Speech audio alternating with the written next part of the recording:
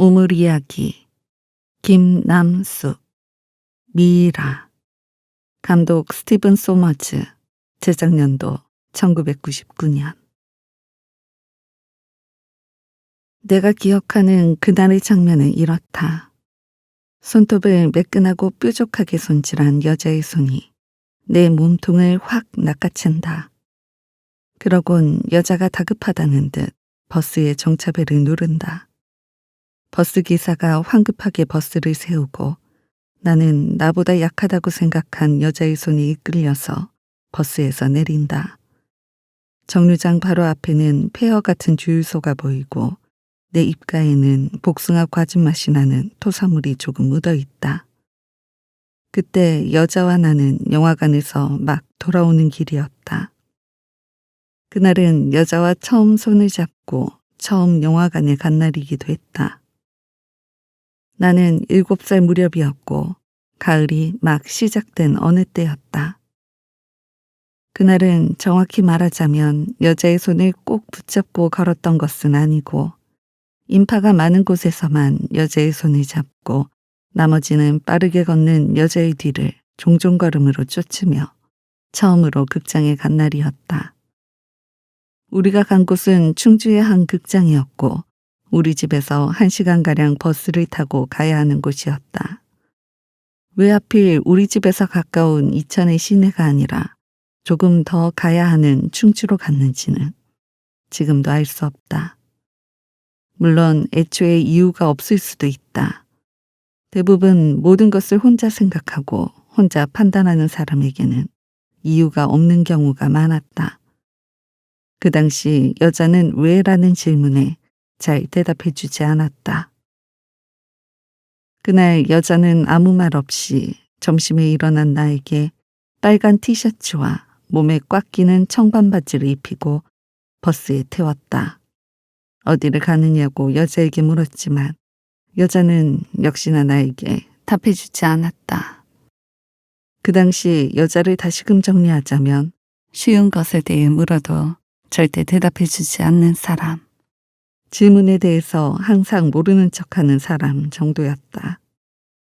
여자는 그저 극장에 도착할 때까지 충주라는 표시판이 보일 때까지 1시간가량 버스 창밖에 똑같은 풍경을 내내 바라보기만 했다. 창밖을 바라보는 여자의 모습을 떠올려 보자면 볼살이 통통했고 지금보다 쌍꺼풀이 연했고 피부가 두꺼웠으며 조금 우울한 인상의 여자였다. 사람들은 자주 여자의 기분을 물었다. 나는 아무도 여자를 미워할 수 없을 것이라고 여자를 보면서 종종 생각했던 것 같다. 여자는 예뻤으니까. 그리고 그런 여자와 반대로 그때 나는 끝이 타버린 검은 쇠꼬챙이라고 밖에는 할 말이 없을 정도의 외모를 가진 아이였다. 그래서인지 동네 사람들은 내가 말을 잘해서 나중에 아나운서를 시키면 좋겠지만 지금은 너무 까맣다는 말을 덧붙이기도 했다. 우리가 버스에서 내렸을 때 여자는 가끔 내가 잘 따라오고 있는지 뒤돌아보았고 나는 열심히 여자의 뒤를 따라갔다. 여자가 자주 뒤돌아보면 나는 여자에게 잘 따라가고 있다는 눈빛을 보냈다. 여자는 말보다는 눈으로 말하는 것에 익숙했기에 누구보다 내 눈빛의 뜻을 잘 알아들었을 것이다. 여자의 뒤를 따라 건물의 맨 꼭대기에 다다랐을 때 우리는 극장 로비에 들어와 있었다. 축제같이 화려한 건물 속에서 줄 맞춰 서 있던 사람들이 보였고 그 커다란 공간을 달큰한 냄새가 온통 채우고 있었다. 개미 수십 마리가 쏟아져 나온다고 해도 전혀 이상하지 않을 정도로 엄청나게 단 냄새를 나는 그때 처음 맡아보았다. 그러나 그것보다도 더 기억에 남는 것은 긴 총을 든 브랜든 프레이저와 레이첼 와이즈가 사막의 석양 아래 서 있는 모습이었다. 그들의 눈은 꼭 우물 같아 보였다. 그들이 들어가 있는 포스터에는 미이라라는 제목이 쓰여 있었다. 미이라라는 제목을 보았을 때 나는 궁금했다. 왜 미라가 아니라 미이라일까 하고 그 당시 내가 표준어니 뭐니 하는 것들에 대해서 알았던 건 물론 아니다. 막 글을 읽기 시작했을 때여서 동네 간판들이 보이면 그것들만 간신히 읽어낼 뿐이었다. 나는 그 당시 미라에 대해서 조금 알고 있었다. 두치와 뿌꾸에서 휴지 같은 붕대를 돌돌 말고 양복을 입고 다니는 미라를 여러 번 보았기 때문이다. 하지만 왜 미라가 아니라 미이라인지 알 수 없었다. 여자에게 물어보았지만 여자는 역시나 그저 다른 곳을 보며 눈을 끔뻑였다. 나는 혼자 생각했다. 왜 미라가 아니라 미이라일까? 더 무서운 느낌을 주기 위해서?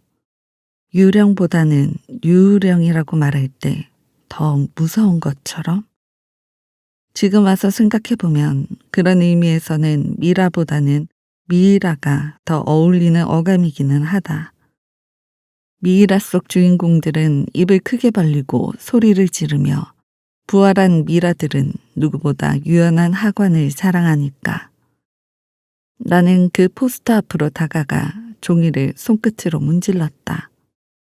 너무 선명하고 큰 포스터였기에 물감 같은 게 묻어나지 않는지 어쩐지 확인해보고 싶었다. 그리고 여자는 그런 모습의 나를 지켜보았다. 여자에게는 미이라 영화표 2장이 들려 있었고 여자의 눈에는 포스터 속의 브랜든 프레이저와 레이첼 와이즈보다 더 깊은 우물이 보였다. 그러니까 우물이라고 말하기는 좀 그렇고 우물이라고 말할 정도의 슬픔이 여자에게서 느껴졌다. 여자는 왜 매번 우물이 아니라 우물이었을까? 나는 행복한데 여자의 우물을 생각하면 나는 자꾸 조용한 아이가 되는 기분이 들었다. 나는 영화가 시작하기 전 눈을 동그랗게 뜨고 가빠오는 숨을 참았다. 푹신한 쿠션 의자와 달달한 먼지 냄새가 나는 방. 나에게 극장이라는 곳은 내가 가본 방 중에 가장 크고 어둡고 천장이 높은 곳이었다. 나는 매일은 아니더라도 일주일에 한 번쯤 이런 방에 갇혀 있으면 좋겠다고 생각했다. 그리고 또 이 극장을 가진 사람은 얼마나 행복할까 하는 생각도 했다. 이렇게 푹신하고 달달한 냄새가 진동을 하는 천장이 높은 방의 집주인은 얼마나 행복할까. 그 당시 내가 가장 많이 빌었던 소원이나 가장 많이 했던 말들은 한 번 더 혹은 또였다. 한 번 더 오면 좋겠다. 또 오면 좋겠다. 등등. 그러나 그런 순간들은 어렸을 때나 지금이나 왜 늘 한 번뿐인지.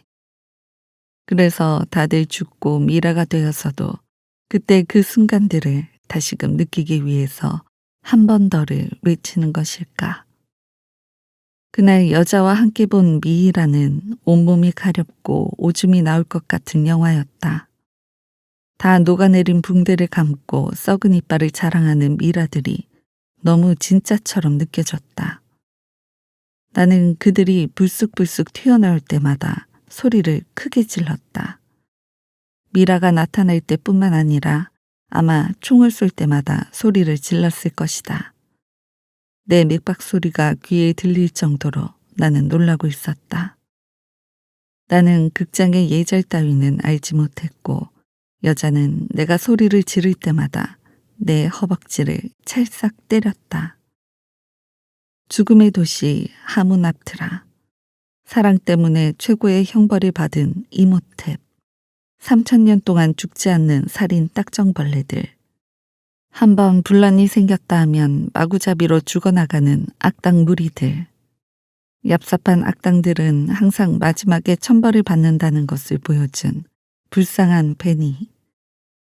그 당시에는 이것들을 다 이해할 수 없었다. 그저 머릿속에 남아있는 것은 사랑 때문에 산채로 죽은 이모탭과 앙크수나문의 검은 머리칼, 그리고 살인 딱정벌레였다. 영화관에 나오자마자 밝아지는 빛 때문에 머리가 어지러웠다. 영화관에서 나왔을 때 여자의 우물은 조금 말라 있었다. 여자도 영화가 재미있었을까? 여자도 살인 딱정벌레가 무서웠을까? 여러 가지를 물어보고 싶었지만 나는 질문이 아닌 다른 말을 했다. 엄마, 나중에 100년이 지나도 이집트는 절대 안 갈래요. 여자는 왜냐고 물어보지 않았다. 여자의 앞에 서면 내 말은 늘 혼잣말이 되었다.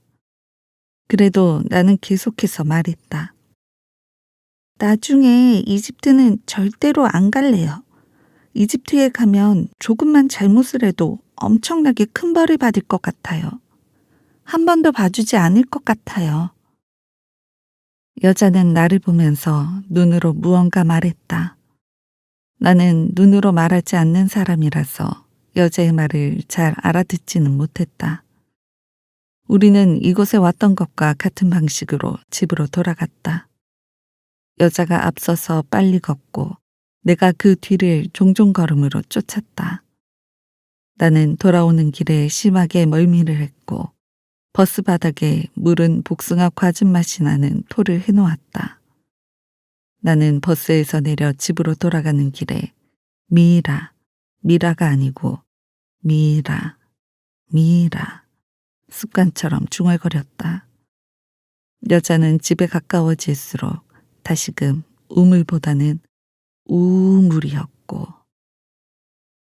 PS. 그 다음에 대해 말하자면 나는 시간이 아주 많이 지나 여자의 우물이 완전히 말라갈 때쯤 여자가 그 당시 무언가를 심하게 앓고 있었다는 것을 천천히 알게 되었다. 그걸 병이라고 부른다는 것도 알게 되었다. 언젠가 여자를 어딘가에 여자라고 쓸 때면 여자를 조금은 용서할 수 있을 것 같은 마음이 들기도 했다. 내 말에 대답해 주지 않아서 눈물이 왈칵 나왔던 그 어느 때를. 이후에 나는 미이라2, 미이라3까지 보게 된다. 미이라3는 미이라 시리즈 중에 제일 재미가 없었고 그 후 미이라의 후속 시리즈는 나오지 않았다.